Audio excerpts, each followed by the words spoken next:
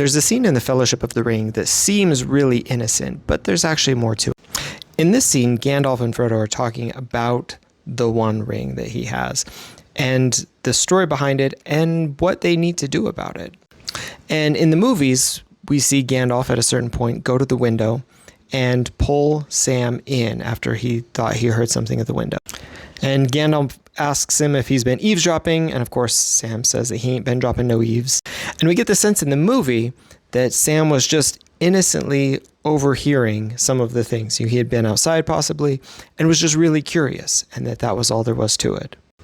Now, of course, there's actually quite a bit more to it from Sam's perspective. So in the books, this conversation that Frodo and Gandalf are having actually takes place during the day. And so it wouldn't be quite as unusual for Sam to be trimming the grass, as he claims, outside of the window. And he, in fact, was out doing gardening and working at Bag End when he overhears this conversation.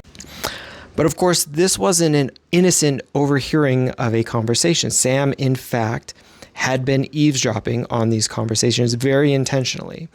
He and Merry and Pippin had a concern that Frodo was going to be leaving the Shire, that something was up.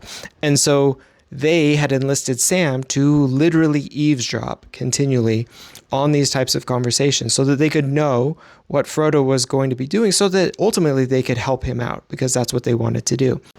So in the movie, while Sam, of course, plays this off as just innocent overhearing of a conversation that he just heard a few things and really doesn't know that much, he in fact knows quite a bit, because he has been eavesdropping by this point for months on Gandalf and Frodo to understand what was going on, and then relaying that information back to his co-conspirators, Merry and Pippin, so that they could ultimately come up with a plan to help Frodo in what he was going to do.